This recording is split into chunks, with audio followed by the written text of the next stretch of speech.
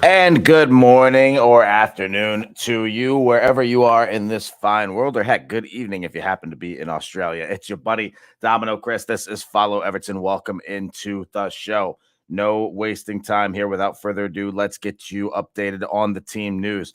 Slight surprises today in terms of the Everton squad. I say surprises. It's really just one surprise, and that is no Vitaly Mykolenko. We have Pickford in goal, Patterson on the right side, to James Tarkowski and Yerry Mina in the central defense, and then Mason Holgate will likely, I'm assuming this is how it's going to line up. I can't imagine Patterson will be on the left, but Mason Holgate comes into play left back. I don't know what's going on with Vitaly Mykolenko, if it's an illness or what the deal is, but he is not in the squad.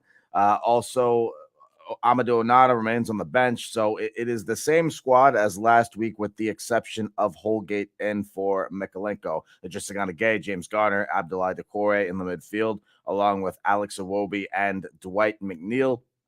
Dominic Calvert-Lewin up top on the bench. We have players, the likely subs we'll see, Amadou Onana, Damari Gray, Neil Maupay as well, maybe Ellis Sims. No Tom Davis on the bench. Instead, we have, it's always nice to see Welch on the bench, if I'm being completely honest. But listen, it's going to be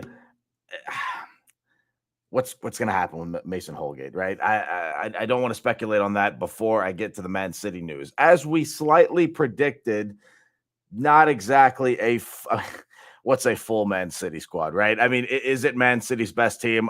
Man City's B team could probably still make the Champions League in the Premier League. So we see Ederson in goal along with Kyle Walker, Ruben Diaz, Laporte and Akanji on defense. Rodrigo shores up the midfield along with Ilkay Gundogan, Riyad Mahrez, Julian Alvarez as well, Phil Foden and Erling Haaland. What kind of formation will they play? Not very sure. You see their bench, the likes of John Stones, Jack Grealish, Kevin De Bruyne, Bernardo Silva, amongst many others. You don't know how they're going to line up and if they will make these subs. I'm sure they're going to jump in there. Obviously, try to build a lead to where they won't really have to worry about much as I bring in my colleague here, Dave Wezzo. I've got the City lineup here now, Wes. What do you think, man? I was just saying their B team could probably beat a lot of teams. So is there any surprises here? Do you think it's just going to be, obviously they're going to have a lot of the ball. How do you see this stacking up? I don't think there's no surprises in there for me. I think the only surprise for everybody really is that Haaland's playing. I expected Haaland to play. I didn't expect Jack Grealish. And I didn't expect Kevin De Bruyne. This is about how I thought it would look, like almost to a T in terms of Man City. Somewhat, yeah. I mean, trust me, I changed my fantasy team to appear to look like this. What I'm curious about is we see Mason Holgate on the left instead of Vitaly Mykolenko. What have you heard? What am I missing? Because I didn't hear anything about Mykolenko in the last couple of days. It just said on Nel Bobble on Twitter, it just said that he was unavailable. It didn't say reason why or anything, but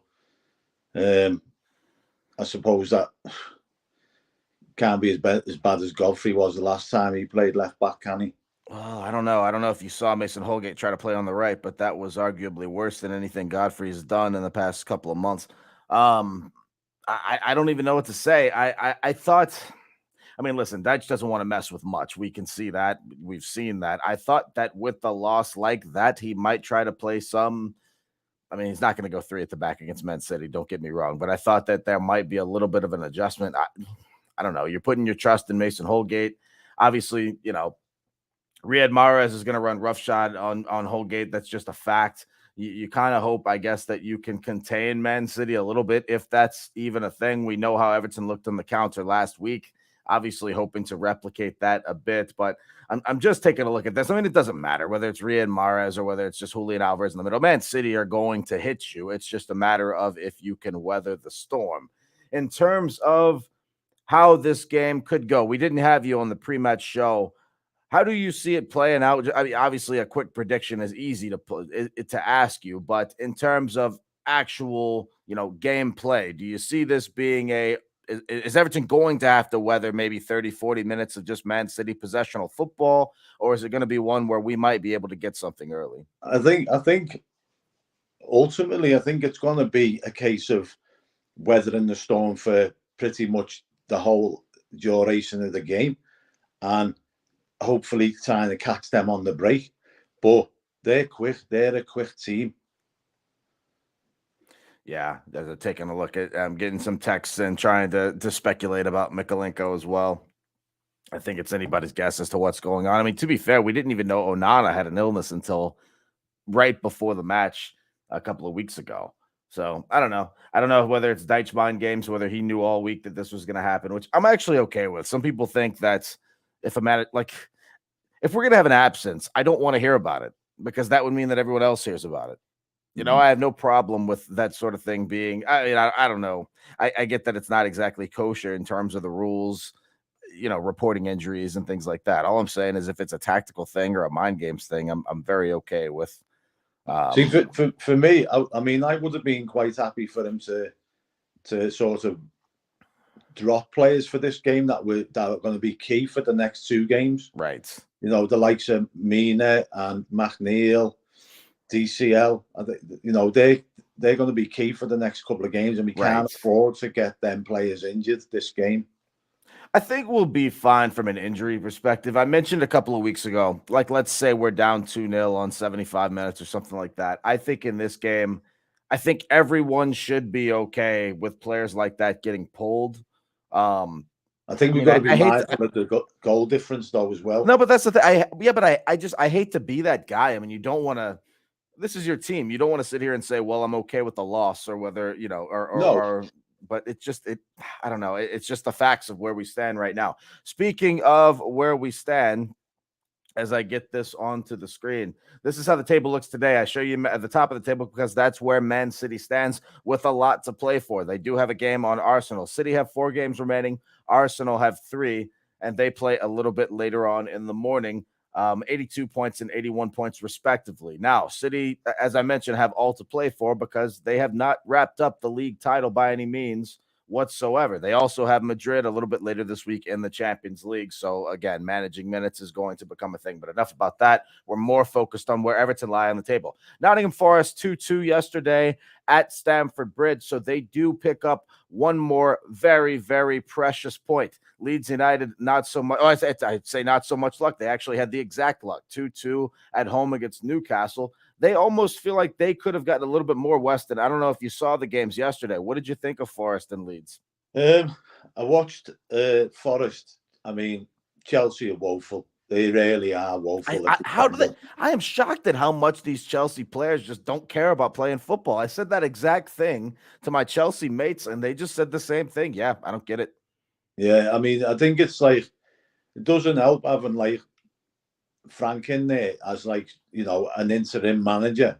Now that they know that they're going to have Pochettino coming in next season. Right. You might find that they're a bit more settled and whatnot, but ultimately it's a team of superstars who are vastly underperforming.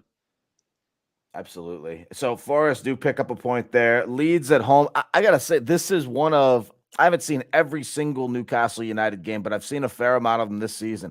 One of the worst performances I've seen from Newcastle yesterday all season. Yeah, I don't want to say they're lucky to get the 2 penalties because penalties, for the most part, not all the time, but for the most part, are earned.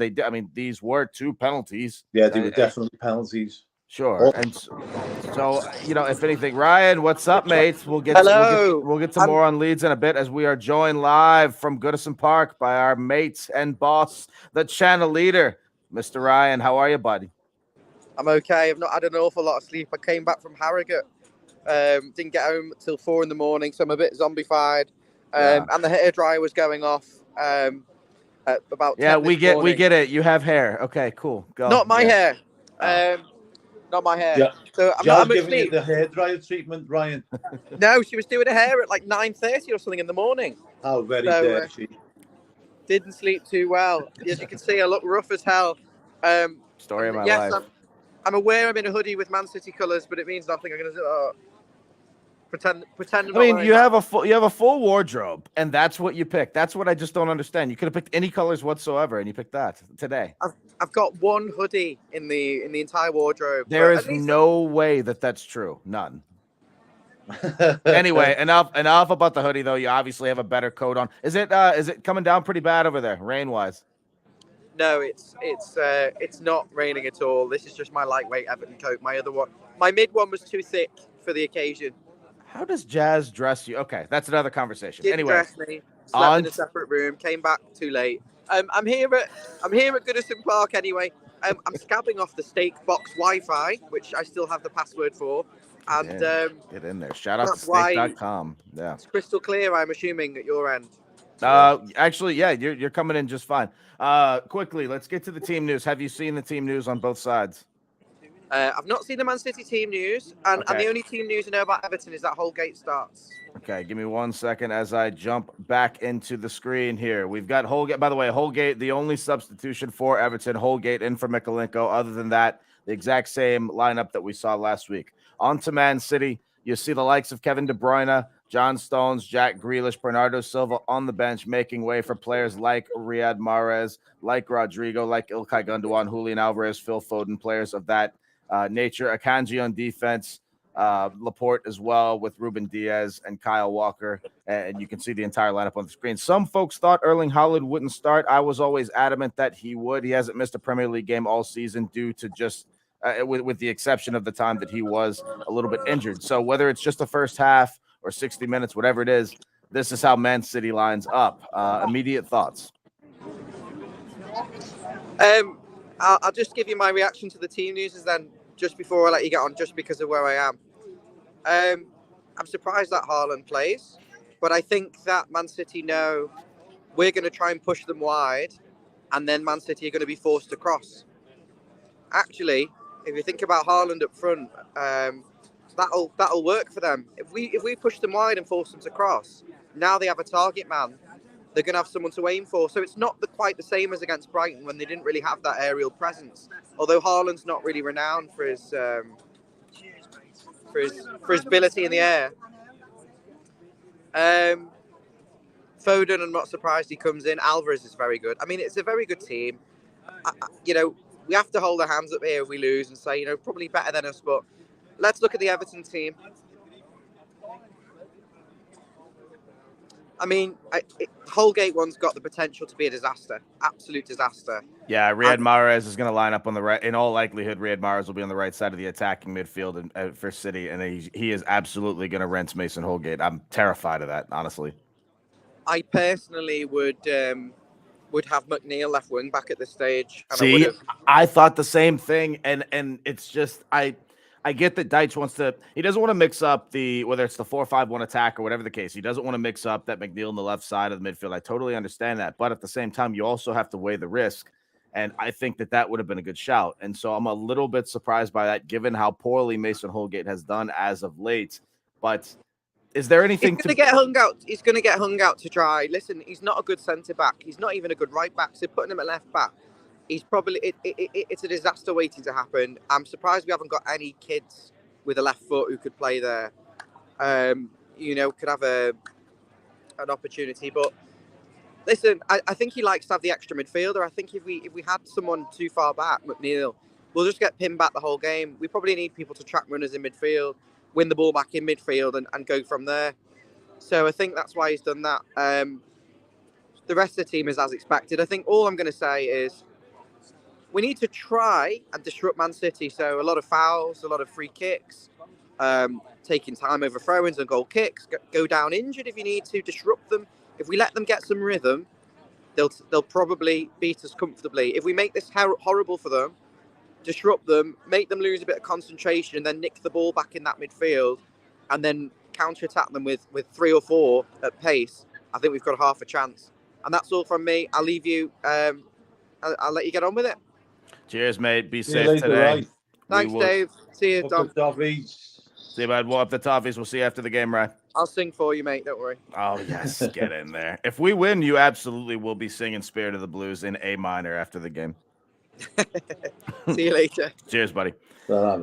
So, obviously great stuff from Ryan there. The simple tactical stuff. I'm trying to find a scenario where we get a result from this.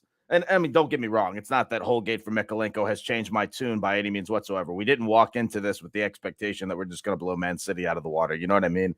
I worry a little bit. Yes, I understand what we did last week. I totally understand that. But I also can't forget most of what I've watched all season long.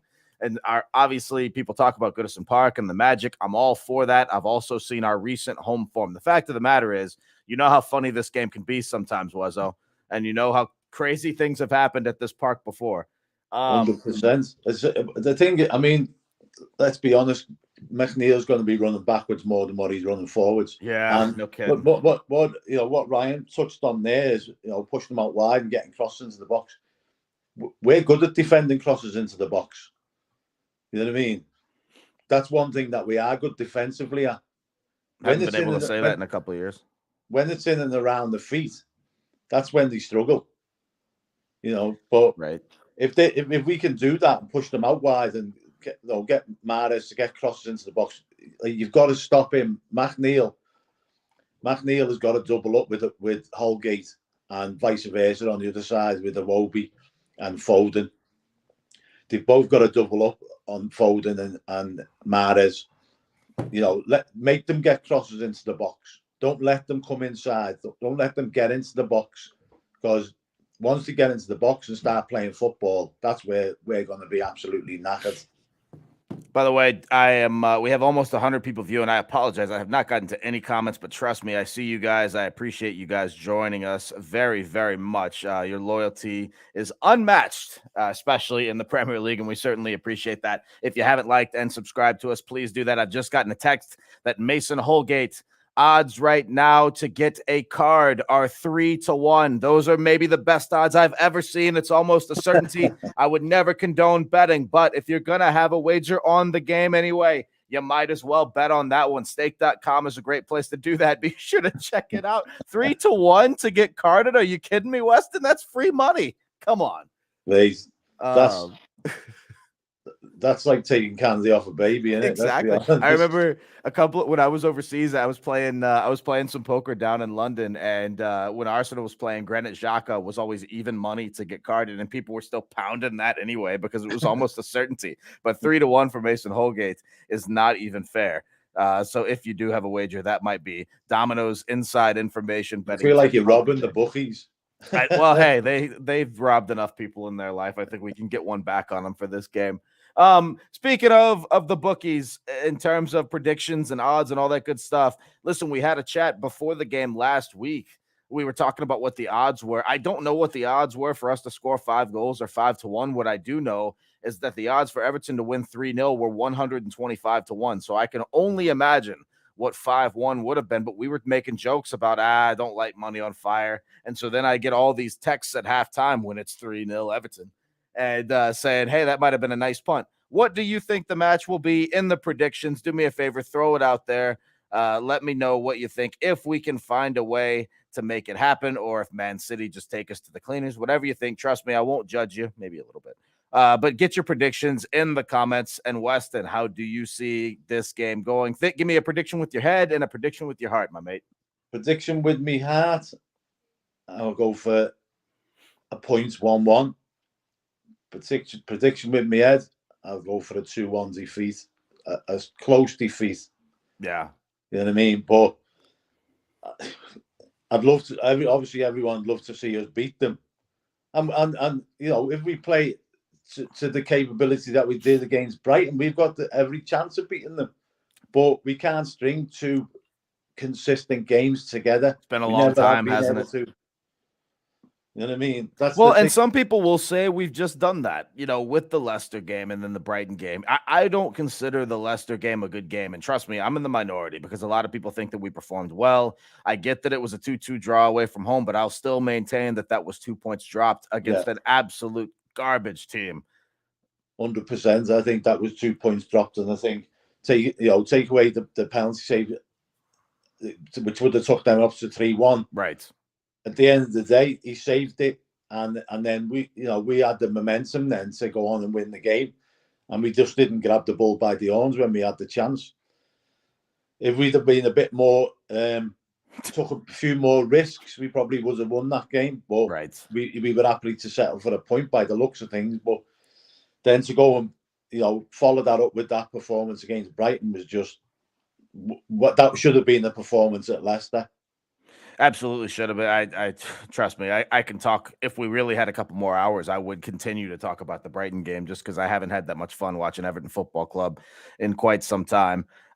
Just to get to some of these predictions, Mark says we're going down 0-2 today. Jim said, "Oh, they're talking about last week. Is that all we want? 500 to 1 for the odds last week." The Blues says 0-3, not going to beat City. 3-0, says Jim. 2-1, Kevin thinking, I'm not sure if it's his head or his heart, but whatever the case, he says Everton 2, Man City 1. Peter Duggan says, heart says 1-0, Everton, head says 9-0 to City. I actually threw a prediction out that we're going to beat City 9-0 earlier in the week, and some people accused me of joking. I don't see why I couldn't be serious about that, but 3-2 Everton, says Jim Watson. I'm trying to think, again, I'm trying to think of what my actual if you stuck me against the wall and said put a wager on this game. I think 1-1's a decent shout. I'd love to sit here and say 0-0. I just don't see how we can possibly keep them off the score sheet. Now, City have been prone to conceding goals as of late. They haven't had a ton of clean sheets. So I do see us with the possibility to break through, whether it's on the counterattack or whatever it is. And here's the thing. It's sort of City have beaten us many times lately, but they do struggle at Goodison. I mean, you know how the game went last season with a late 1-0. The previous season, it was a late 2-0. I think it was goals in the 84th, 90 minutes, something like that. So it's not like they just come into Goodison and score a lot of goals by any means. So I think it's possible if we get the crowd behind us. But again, we've seen how it is against the likes of Newcastle and against the likes of Fulham. I'd like to think it would be different today. I don't want to focus too much on the negative past. Do you think the crowd's going to play a part, Wes? 100%. Yeah. But I also think that it's going to be, the crowd's going to be like sort of get this one out the way. Regardless, like we don't want to get absolutely hammered. But, we've all got this. I have certainly. I've got this thing in the back of my mind where the goal difference matters. Right. So we don't want to go into the game, get slaughtered 5-0, get the thing. We get this one out the way and we focus on the next two. That's always been the case for me. We focus on the Wolves game and we focus on the Bournemouth game. That's the ones that are going to get us out of trouble.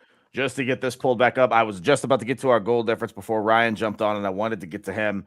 Leeds United get a 2-2 draw yesterday, and so no change in the goal difference. They do pick up what could be a very valuable point. Now, here's the thing. The Leeds and the Forest draws weren't the worst for us mathematically if we don't get battered by City, and I say that because, let's say, just for argument's sake, Everton find out of the last 3 matches, 1 more win and 1 win only, nothing else.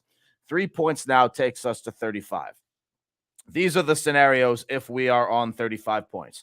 Forest have 2 games left. They would need to find 2 points out of those 2 games, which I believe are at home to Arsenal, and I forget who they're away to, but it is away to Palace, who are just loving their football, even if they're on the beach, right? I don't see Forest finding a win out of those 2. So that would mean Forest are still behind us because they would need 2 points. So I guess they could draw twice, but I don't think that's going to happen because the Forest will always be behind on goal difference. Leeds United, if we are on 35 points, would now need to win their final 2 games because they would have to pass us up on goal difference. I don't see Leeds doing that. Leicester City, going to be tough. It depends on what they do against Liverpool on Monday night, but they would need to find 2 wins from their final 3 as well. Again, I'm not sitting here saying that is a certainty. We all know how Everton have struggled to win games. We've only won 7 this season. All I'm saying is it's not panic mode if we do lose today. And I think most of our fans do know that. We don't want to get battered. But you're right, Wes. I hate to be that guy. But if it is 2-0, if it's even 3-0 on 80 minutes, whatever the case, it's almost like we have to absolutely keep fighting because that 4 is such a magic number. And quite honestly, a number we didn't think we'd be talking about going into last week's game. No, it's massive. Like you can't understate how big a difference the goal difference is. Right. Like that's like an extra point. You know what I mean? Just having the +4 difference on Leeds, and we're in the unenviable position. I can't even say it, unenviable position again tomorrow, cheering on the Reds. You know what I mean? And you're yeah, it's one of those where, I mean, listen, we're not going to sugarcoat it. We need them to beat Leicester by about 7-0. Now, how do you see, very random, we're not going to talk about the Reds much on this show, but how do you see that game play? Is there going to be any, we saw Southampton go down kind of with a whimper yesterday, right? Is there going to be any fight from Leicester? I can see Leicester coming out strong for a little bit, but at the same time, Liverpool have all to play for, and Leicester are just not a good side. No, the likes of Maddison, Tielemans, they wrapped their hand in months and months ago because they knew, regardless of what happens with Leicester, they'd be staying in the Premier League anyway. You know what I mean? So right. they're not bothered. They'll go to another club. Maddison possibly to Newcastle, Tielemans maybe to Arsenal, and they'll probably get more money than being at Leicester. You know, so they're not bothered about the fact that they go down. You know, you'll get players that, like Tarkowski when he was at Burnley, and they're generally gutted about getting relegated. But then seems like us come in for them, and he's back in another relegation fight. Right. You know what I mean? So he's got every incentive to stay up because he's not going to get. He probably won't get another move because he's under contract now. He was a free agent from Burnley. He might not get another move to another club unless he goes to the one of the teams coming up, and then he could possibly be in another relegation fight. So, you know, they've got incentive because they've got, you know, deals for long-term deals to keep us in the Premier League. Maddison and Tielemans, they're just mercenaries, aren't they? They'll go to another team. It really is just shocking given how, you know, Leicester for 2 of the previous 3 seasons have missed out on Champions League qualification really in the final couple of weeks. And then last season they finished 8th, but for the most part, we're still a very good side. The fall from grace. We talk about Everton's fall. I say fall from grace. It's not like we were hunting for Champions League football by any means, but Everton's fall from the top half of the table pretty much. A lot of folks talk about that. We don't talk about Leicester enough, but that is for another show. Ryan has just jumped in and said, I've stuck 10 pounds on Mina, Holgate, and Holland to be carded at 60-1. It's printing money. You heard it from Ryan himself. He is trying to single-handedly pay for this channel on one day. And honestly, that's not a bad shout. Again, I mean, Mina and Holgate are almost a certainty to be carded. Obviously, Holland would be the wild card there, but I'm shocked he got 60-1 for that. But listen, it's going to be, you know, he was talking about a little bit of shithousery, if you like. And I'm never a fan. I don't care what he says. And I don't care about, like, I'm never a fan of faking injuries or anything related to that. But in terms of winding Man City up, we saw what Godfrey did to them early in the season. Now, we don't have Ben Godfrey available today. Some of that is welcome to Everton fans. I'm never going to slate a guy if he's wearing a blue shirt. How do you think, if anything, is it going to be a Mina versus Erling Haaland type thing in terms of shithousery? 100%. Yeah, I think so. Mina's better than Godfrey and ever be at shithousery.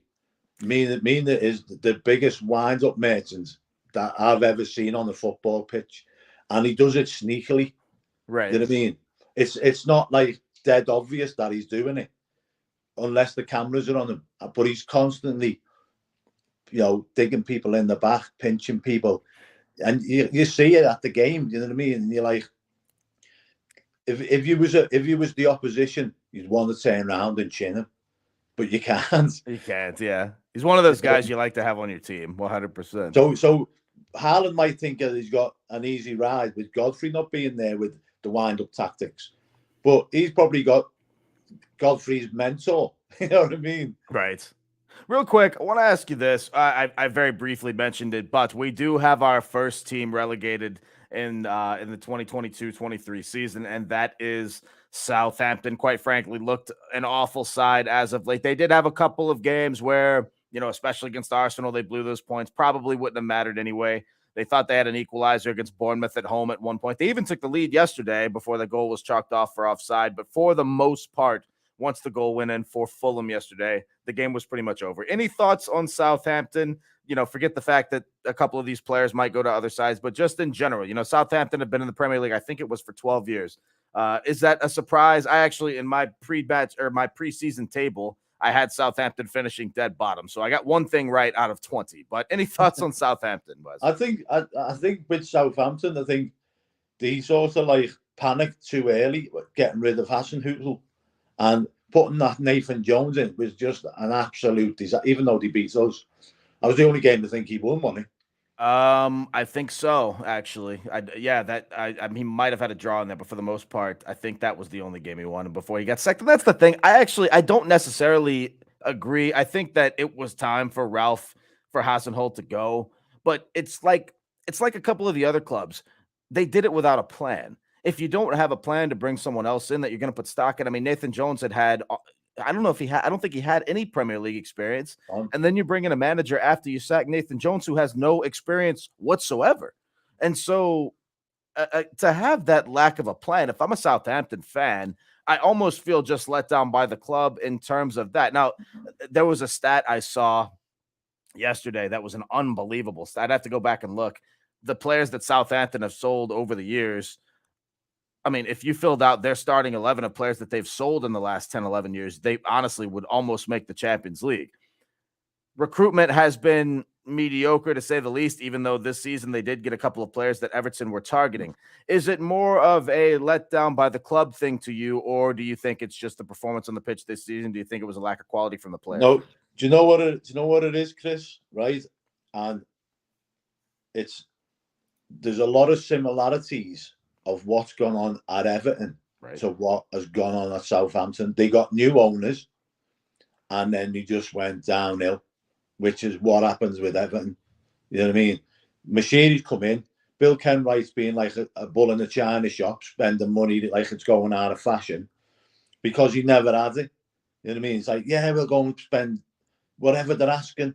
You know, regardless of whether it's like 20 million over the asking price, what the value of the player's worth.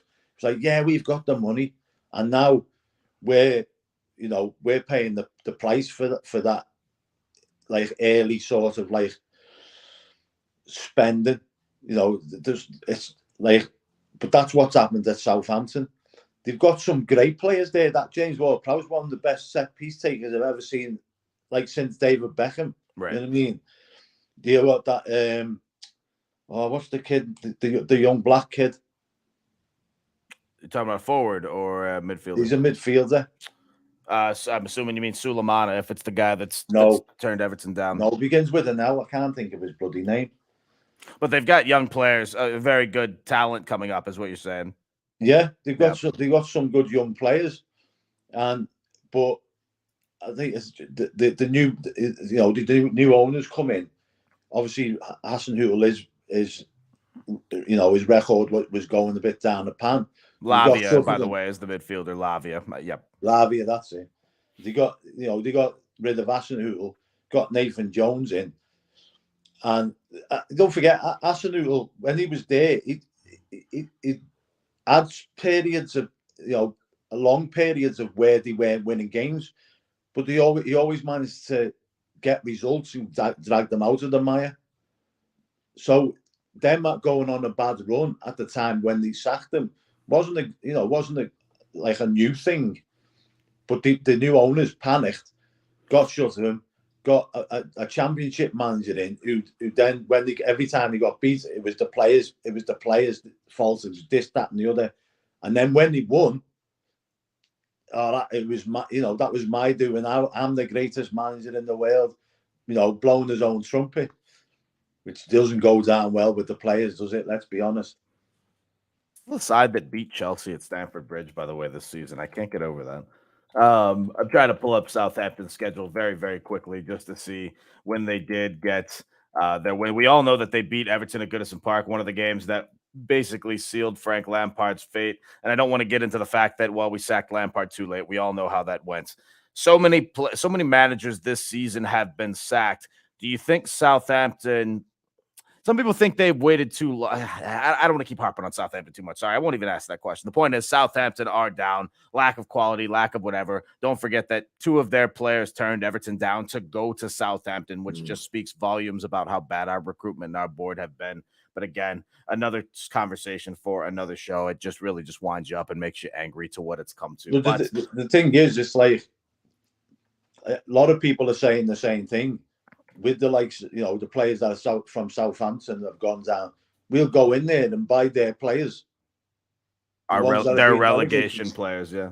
You know, and that's the sort of the model that we're being sort of formed on at the moment, is buying teams from relegated teams, which is never a good model. No, yeah, you find little gems. When we bought Garner, Garner Gay, find little gems like him when he first come to the club. He was unbelievable. I questioned why we were buying him from a relegated team, but he was unbelievable. Right. Come back to Everton, and he didn't start off great. Now I think he's starting to find his feet again. Real quick, guys, if you haven't liked and subscribed, please do us a big favor and throw that in there for us. I will plug my channel very quickly, youtube.com/@RealDominoChris. I've got some cool content coming up in the next week, or next couple weeks, I should say, which I'm excited to announce, but I will do that after the game and probably a little bit later this week. But I've got some cool content, both in terms of podcasts and some independent shows coming up as well. One more time as we get you ready for kickoff in about 18 minutes time. Let me get this on there. If you haven't seen the lineups, these are how they look for Manchester City. Actually, we have a guest now. Give me a thumbs up, Steve, if you're ready, my mates. We've got our friend Steve jumping on stream as well. I'll give him 1 second to get ready as we look at the Man City lineup real quick. It's Ederson in goal, Walker, Diaz, Laporte, and Akanji on defense, Rodrigo, Gundogan, Mahrez in the midfield, alongside Julian Alvarez and Phil Foden, with Erling Haaland up top. As we look at the Everton side, it's Pickford and Nets, Nathan Patterson, I should say, on the right side, with James Tarkowski and Yerry Mina in the central defense. Mason Holgate on the left side. We'll see. That's all I can say. Hoping for the best. The thing is, as well, like the team that he's put out, but it's not a second string 11.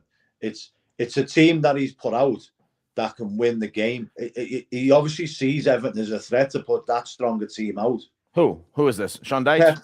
Guardiola. Oh no, it's come on, Wes. It's still a little bit of a second team. I mean, you don't have Jack Grealish, John Stones, Kevin De Bruyne. I mean, it's not a full second team, but in terms of the best 11, it's not even close. Yeah, but what I mean by that, Chris, right, is that team that's on there at the minute would probably challenge for top 4.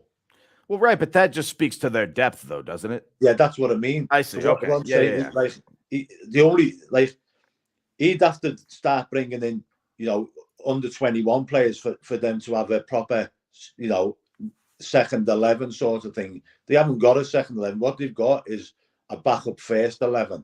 Right. You know what I mean? What a life. That's what I mean. But that's a strong team. You got to, whichever way you look at it, that's a strong team. So he obviously sees this as a potential banana skin for him. And yeah, I think also, go ahead, mate. Also, like, we obviously after the result of last week against Brighton, he's going to know that we're going to be full of confidence going into this game. But we need to, regardless of what the result is today, as long as it's not a hiding, we need to keep that confidence. Going away, getting beat 1-0 or 2-1, we still should keep that confidence going into the Wolves and Bournemouth game. Right. And I think Pep, whether it's mind games, gamesmanship, whatever, Pep has said that of his remaining fixtures, this one will be the toughest playing at Goodison Park. Because, again, Pep's got that experience. It's not been easy for Man City at Goodison Park as of late. So, obviously hoping some magic can happen if we can get a Calvert-Lewin goal. By the way, I can't stress enough how vital it is that we have a fit Dominic Calvert-Lewin back. To say that he's changed our mindset and attack would be a massive understatement. I get the feeling he's, for the most part, going to be sitting by himself most of the game. Well, you look at the last few times that he's been brought back from injury, except this time. Right. When he came back under Frank Lampard, right, it took him like 2, 3, 4 games to sort of like get up to the pace of the game and all that. He's come in this time because Dyche has given them time to fully recuperate and get over his injuries. He's come in like sharp as a tack, you know what I mean? And you can see that having that time where the man just gone. And I don't know whether you watched the interview yesterday on Soccer AM. They had Dominic Calvert-Lewin getting interviewed. I missed it. And he said, the man just came to him and said, "When you're ready, you come and tell me." You know what I mean? How do you feel about that? Because if let's just say we haven't seen the last 3 weeks of Dominic Calvert-Lewin playing football. I guarantee if you said that that's what happened a few weeks ago, people would be up in arms and just angry to beyond belief because they would think that it's Calvert-Lewin taking a wage or not wanting to play or whatever. So now in hindsight. Yeah, but why? Yeah, hindsight's a wonderful thing, but right. If he'd have been thrown in, still hadn't fully recovered, what use would that have been to us if it had took him 3-4 games to get up to scratch? That's fair and sensible, but you get where I'm coming from that, right? Because people, whether people think it's a mental thing, so many folks have slagged off Dominic Calvert-Lewin this season for certain reasons. I don't want to get into that. All I'm saying is if you found out that the manager came up and said, let me know when you're ready, everyone would have just been chomping at the bit to just have a go at DCL and say, well, what do you mean you're not ready? You're fit. Get on the pitch because we need you, you know? But on the flip side of that, right, everybody knows their own body. You know, like when you're not feeling great, you know you're not feeling great, but you might look perfectly fine to somebody else. You know what I mean? Right. But you might feel a bit under the weather or whatnot. So you know your own body when you're ready to come to fully, recover. You're fully recovered, and you can get back up and start carrying on as normal. You know that within yourself. So the manager saying that to him, I think that's it's a good thing, regardless of whether he's been in and he's been sharp as a tack the last few games. If he'd have come back and he'd have rushed them back and like he'd have been sluggish on the pitch, everyone would have been ripping them anyway. Right. So it's a no-win situation for him. It's like, the manager tells me to come back when I'm fit, so I come back the last 6 games of the season and I'm sharp, or I've got back in because my team's struggling, but I'm only like 40% fit. And I'm just struggling to score goals, and I'm not affecting games. So he's going to get the crowd on his back. So he can't win either way, can he? By the way, James, with a very kind comment, amazing stream. My 2 favorite pre-match pundits. Look at you, Wezzo. Get in there, mate. So many good comments, by the way. Sorry, we had a lot to cover today. Sorry, I have not got to all of the comments, but we will let you guys go. We're just over 10 minutes away from kickoff, so I will let you throw the kettle on or whatever you're having in the morning. I obviously need coffee because, as Ryan said, he's zombie-like. I might as well be a zombie at this point, riding on just a few hours of sleep. This is it's like about 5:30 in the morning there. No. It's almost 8 a.m., so it's still a little bit early, but it's still, when you it was a little bit maybe my fault for going out and having a few drinks last night, which I rarely do, but I had a mate in town I haven't seen in a while. So you was watching Eurovision, weren't you? Yeah, obviously. I'm a huge fan. We had I don't listen, Pop. I don't even know where to start with Eurovision. Not my thing. Totally fine. I've gone back and forth with Mabs because he just says that Yanks don't get it. And I'm not denying that it's a cool time for Liverpool in general, but it's not just this season. Like, you guys over there love Eurovision, don't you? Yeah, certain like people do. Yeah. Certain people do. Like it's not my bag, but it's been great for the city. You know what I mean? No, and I'm all about that. We all know how much I spend. If you're just joining us, haven't been here before, I spend about 3 months a year in Liverpool, so I consider it my second home. I'm all about that. But the thing is, now it's like this does like having the Eurovision here. It doesn't just end once they took all the cameras away. They reckon that the follow-up effect of that is astronomical. Could last like 10 years. People coming in because we held Eurovision. You know what I mean? I don't know about all that. They turned around and said, I can't remember whoever the last city in the UK held it, but he said there was but then back, I think it was like back in the 90s or something, early 90s. Right.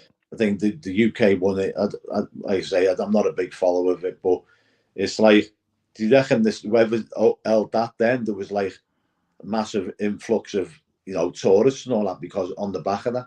So shout out to Steve, by the way, watching from the Philippines. We appreciate you, Steve. Thanks for checking in.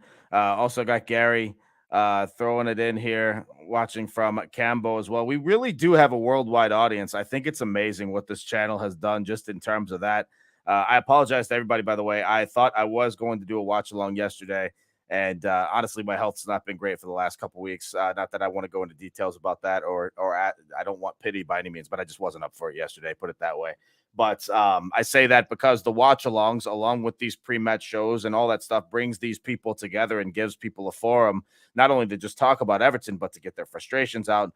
Have a forum like the chat to be able to talk with friends about that. And honestly, man, I think it's the coolest thing in the world. Even it's not that this is a new thing with modern technology and the internet. I just still think it's cool that we're able to do this, especially, given a couple of years ago when we couldn't walk outside with the pandemic and all that sort of thing. Yeah. But I just want to say I haven't gotten many comments. I appreciate you guys in the comments. Trust me, again, we've had almost 100 people for almost the entirety of the stream. So I appreciate you guys checking in again. One more time before we let you go, like and subscribe to us on YouTube and Twitter at Follow Everton. You can find me on Twitter and on YouTube at Real Domino Chris. I ask very humbly for a like and subscribe as well. Ryan's allowed me to plug my own personal channel, so I appreciate that. Wes, any final comments, mate? Up the fucking Soffies. That's what I like to hear, babes. We'll see you guys later. Cheers, everybody. Up the Toffees. In a bit, boy.